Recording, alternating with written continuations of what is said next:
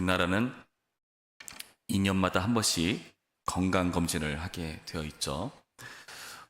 그런데 저는 건강검진을 제때 받아본 적이 없습니다. 바쁘게 지내다 보니까 꼭 때를 놓쳐요. 그래서 내년으로 넘겨서 그 건강보험센터에 연락을 취하고 조정을 하고 나서 뒤늦게 시간을 간신히 내서 찾아가게 되는 그런 경향이 조금 있습니다. 뭐 바쁜 이유도 있지만 또 한편으로는 그 건강검진이라는 게 사실 좀 걱정스럽기 때문에 좀 늦게 가는 것도 있습니다. 뭐 여러분이야 뭐 두말할 것도 없겠지만 저 같은 경우도 사실 좀 걱정되거든요. 혹여나 이상한 게 나오면 어떡하나 하는 두려움과 그 막연한 공포심이랄까요. 혹자는 말하기를 40대 50대는 아파도 안 된다고 하던데요. 그런 여러 가지 것들, 책임감들 그런 것들 생각할 때 아픈 것이 사실은 두렵고 걱정스럽죠. 그런데도 결국은 건강검진을 받습니다. 왜 받을까요? 아무리 두렵더라도 받아야 어떤 문제가 생겼을 때 조치를 취할 수 있기 때문이죠. 그래서 그 건강검진이란 기회를 놓쳐선 안 되겠다 스스로에게 다독이고 그 기회를 잡으려고 하는 편입니다. 건강의 이상 신호를 감지하는 경우는 어떻겠습니까? 그것을 애써 무시한다면 훗날 후회할 일이 생길 겁니다. 그러나 건강검진 같은 걸로 사전에 조치를 한다면 당연히 나아지겠죠. 오늘 본문을 보시면 이런 기회에 대해서 이스라엘이 이전과는 사뭇 다르게 반응하는 내용을 보여주고 있습니다. 이스라엘은 이전에 가나안을 입성해야 될 그 시기에 그들의 불신으로 그 입성을 포기하고 맙니다. 그래서 하나님께서 그들을 40년간 광야 생활을 하게 하시죠. 신명기는 모세가 한 번에 쭉 나열하는 설교 내용이기 때문에 그냥 쉽게 건너뛰는 것 같지만 굉장히 긴 시간이 흘렀다는 것을 염두에 두고 오늘 본문을 봐야 됩니다. 14절의 표현에 의하면 이스라엘은 비로소 38년 만에 지금 자신의 신앙을 다시 증명할 수 있는 기회를 맞이한 겁니다. 이제는 신앙으로 그 땅을 들어가느냐 그렇지 못하느냐 하는 그 신앙을 점거받아야 하는 기회. 이전에 어떻게 됐죠? 그 기회를 실패하는 바람에 40년을 도는 그 과정을 시작한 거잖아요. 38년 만에 얻은 이 기회는 어떻게 하겠습니까? 당연히 붙잡아야 합니다. 그래서 이스라엘은 이 과정 속에서 자신의 신앙을 드러내기 위한 내용들을 살펴볼 수 있습니다. 다 일일이 읽긴 어렵지만 26절부터 29절까지의 말씀을 보면은 이스라엘은 먼저 헤스본 왕 시혼에게 어떻게 하는가? 거기를 통과해서 이제 요단강을 건너는 그 과정을 겪어야 되는데 그 땅을 통과해야 되거든요. 어떻게 합니까? 그 시온에게 사자를 보냅니다. 그래서 평화의 말을 했다. 그 평화의 말은 무엇인가? 나를 통과하게 해달라. 내가 딴짓 안 하고 지나가만 가겠다. 그러면서 먹을 음식과 물을 제공해달라. 단순히 그냥 제공해달라는 게 아니라 내가 돈을 주고 우리가 돈을 주고 구매 먹겠다 하는 내용들을 전달하고 있습니다. 평화를 위해서 말이죠. 그렇게 통과를 요청하는 모습. 그리고 이 헤스본 왕 시온이 그 통과 요청에 대해서 거부를 하니까 어떻게 됩니까? 결국에는 그 땅을 점령하고 진멸하는 모습을 33절 뒷부분부터 36절까지 우리에게 설명해 주고 있습니다. 이렇게 행동하는 근거는 무엇인가 하면은 이들은요 철저히 하나님의 말씀에 근거해서 이렇게 하고 있습니다. 신명기 20장 말씀을 보시면 그 부분을 우리가 알 수가 있는데요. 함께 볼까요? 신명기 20장 뭐 굳이 찾으시지 않으셔도 괜찮습니다. 제가 읽어드립니다. 신명기 20장 10절 말씀 보면은 이렇게 되어 있습니다. 내가 어떤 성읍으로 나아가서 치려할 때에는 그 성읍에 먼저 화평을 선언하라. 그리고 12절부터 보시면 만일 너와 화평하기를 거부하고 너를 대적하여 싸우려 하거든 너는 그 성읍을 애워살 것이며 내 하나님 여호와께서 그 성읍을 내 손에 넘기시거든 너는 칼날로 그 안에 남자를 다 쳐 죽이고 너는 오직 여자들과 유아들과 가축들과 성읍 가운데 있는 모든 것을 너를 위하여 탈취물로 삼을 것이며 너는 내 하나님 여호와께서 내게 주신 적국에게서 빼앗은 것을 먹을지니라. 다소 지나쳐 보이는 말씀 같지만 하나님의 말씀입니다. 신명기의 뒷부분이 기록했다고 해서 이걸 하고 나서 합리화시키기 위한 말이 아닙니다. 모세는 지금 한 번에 쭉 설교를 하고 있는 그 내용 가운데 있는 거예요. 그러니까 동시대의 상황인 겁니다. 그리고 이전에 있었던 일들을 한 번에 모세가 추억하듯이 이들에게 이스라엘 가운데 함께 하신 하나님을 회상시키면서 하는 말이잖아요.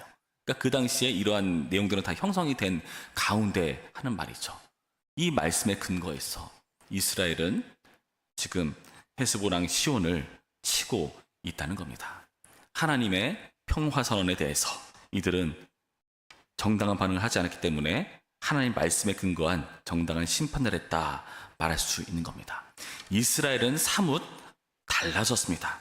36절의 표현에 분명히 나와 있는데요. 이렇게 되어 있죠. 뒷부분 보시면은 우리가 모든 높은 성읍을 점령하지 못한 것이 하나도 없었으나 그러나 우리가 이전에 1장 28절 말씀 보시면 그들 1세대는요. 그러한 모든 높은 성읍들, 큰 성읍들을 보면서 두려워했어요. 그 외관을 보고 두려워했습니다. 그러나 이제는 하나도 점령하지 못한 것이 없었다. 주님의 말씀에 근거해서 이렇게 가나안을 점령하는 행동을 하고 있다는 거죠. 여러분, 그런데 이렇게 기회를 잡은 이스라엘도 있지만 기회를 놓친 사람들이 있죠. 헤스보랑 시온을 비롯한 그 나라 백성들은 어떻게 되었습니까? 이들은 평화의 그런 말에 대해서 평화로 반응하지 않았습니다. 30절에 보듯이 그들은 허락하지 아니했다. 32절 말씀 보시면은 시온이 그의 모든 백성을 거느리고 나와서 우리를 대적하여 야스에서 싸울 때에 대적해서 싸우는 모습, 모든 군사들을 이끌고 나와서 그들을 대적하는 모습을 보여주고 있다는 거죠. 하나님의 일에 대한 대적, 평화로 끝낼 수 있는 일을 말이죠. 여러분, 근데 이 과정 속에서 가장 중요한 것은 하나님의 손길이 이 평화를 주관하고 있다는 것을 염두에 두셔야 됩니다. 하나님께서는 어떻게 하고 계신가? 31절 표현을 보시면은 이런 표현이 나옵니다. 그때 여호와께서 내게 이르시되 내가 이제 시온과 그의 땅을 내게 넘기노니. 33절 우리 하나님 여호와께서 그를 우리에게 넘기시매. 36절 우리 하나님 여호와께서 그 모든 땅을 우리에게 넘겨 주심으로. 하나님께서 심판할 그런 민족에 대해서 넘겨주셨다는 표현이 나오고 있죠. 37절 말씀 볼까요? 뒷부분 보시면은 우리 하나님 여호와께서 우리가 가기를 금하신 모든 것은 내가 가까이 하지 못하였느니라. 금하신 데도 있습니다. 그런데 넘기신 데도 있습니다. 하나님의 뜻 안에서 어떤 민족은 넘겨져서 진멸해야 되는 나라가 있었고요. 반면에 우리가 지난번에 살펴보았듯이 에서라든지 모압 사람들 같은 경우는 금하신 그런 지역이었다는 것을 알 수 있죠. 하나님께서 이 모든 과정을 주관하신다. 그리고 또 하나 30절 말씀, 조금 어려운 말씀이지만 볼까요? 30절 뒷부분 보시면은 이는 내 하나님 여호와께서 그를 내 손에 넘기시려고 그의 성품을 완강하게 하셨고 그의 마음을 완고하게 하셨음이 오늘날과 같으니라. 그 헤스보랑 시온을 넘기시려고요. 어떻게 했다고요? 그의 성품을 완강하게 했다. 그의 마음을 완고하게 했다라는 이해하지 못할 표현을 우리는 여기서 봅니다. 여러분, 무슨 말일까요? 우리는 사실 이 헤스보랑 시온의 입장이 이해가 안 되는 건 아닙니다. 생판 모르는 이방 민족이 와서 길을 더 달라. 한 나라의 지도자가 그걸 허락하는 게 쉽겠습니까? 어렵겠습니까? 당연히 쉬운 일이 아닙니다. 나라의 그 흥망성쇠가 좌우된 그런 요청이니까요. 어찌 보면은 정당한 그런 반응처럼 보입니다. 그리고 심지어 이 시온의 마음을 완강하게 하신 하나님이 좀 너무해 보일 때도 있습니다. 하나님 왜 그렇게까지 하셨습니까? 이들의 마음에 그 마음을 받아들일 마음을 주셨다면, 완강하게 하지 않으셨다면 그가 평화를 받아들였을 거 아닙니까? 넘겨주지 않으셨다면 그들은 멸망당하지 않았을 것 아닙니까? 하는 의문이 들을 수 있습니다.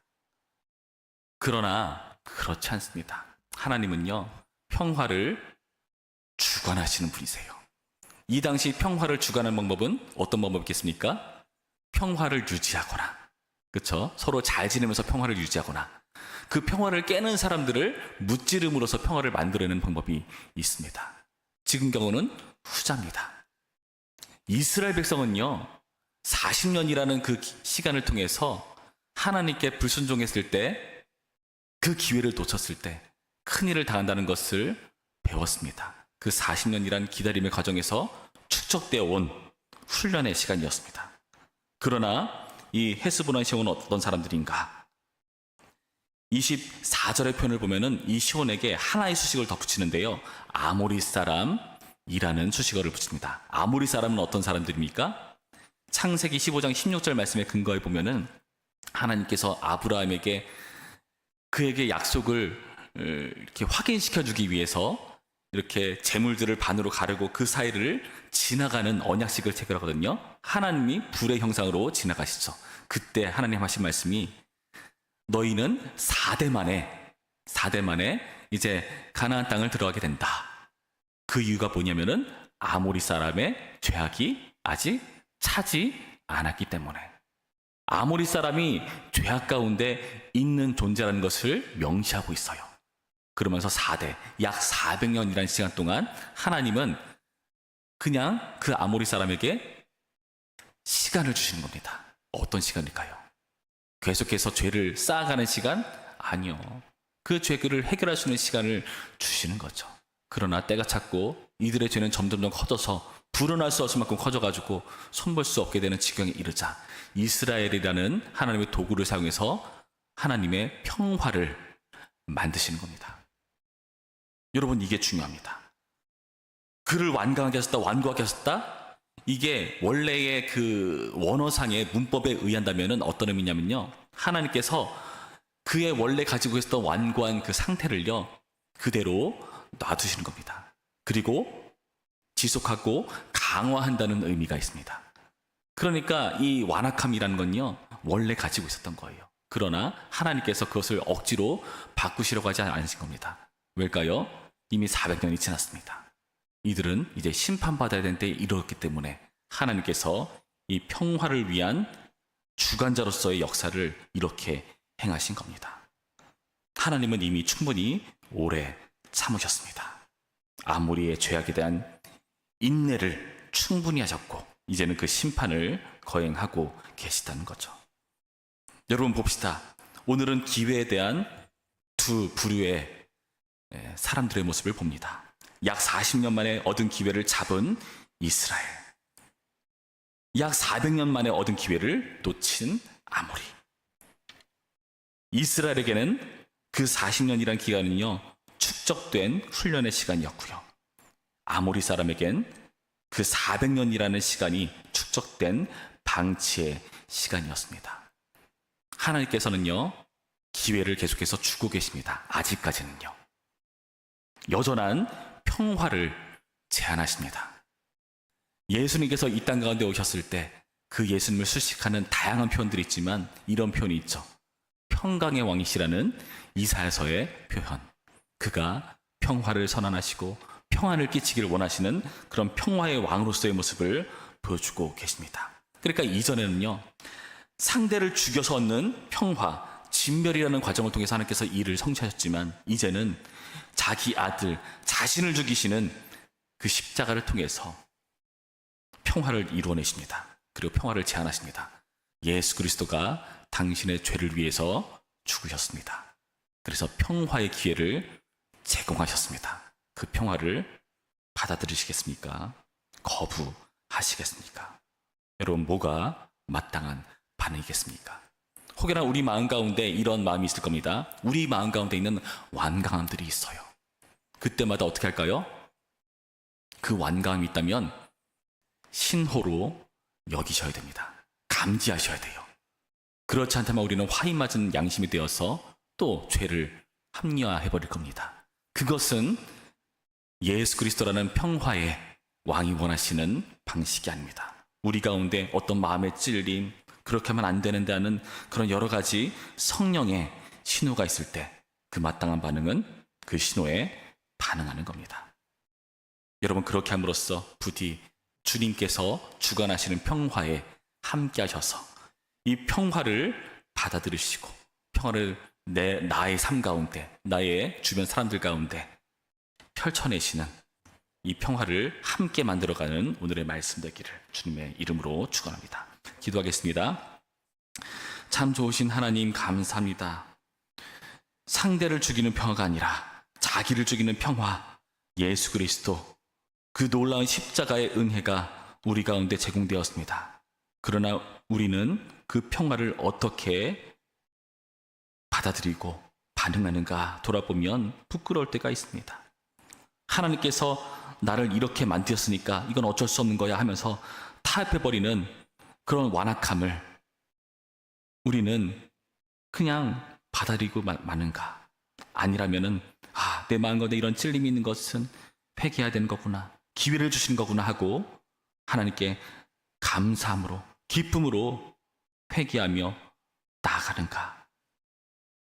주님, 부디 도우셔서 주님께서 모든 걸 다 정해놓으셨으니 우리는 어쩔 수 없다, 그런 태도가 아니라 오늘 말씀을 통해서 오히려 우리에게 기회를 주신, 평화를 제안하신 하나님의 요청인 것을 깨닫게 하여 주옵시고, 오늘 나에게 있는 모든 완악함들을 우리가 받아들이고 그것을 해결하며 반드시 주님 주시는 이 평화의 그 요청에 함께 평화로 반응하는, 십자가를 아는 자로서의 마땅한 반응하는 자 될 수 있도록 도우시고 인도하여 주옵소서.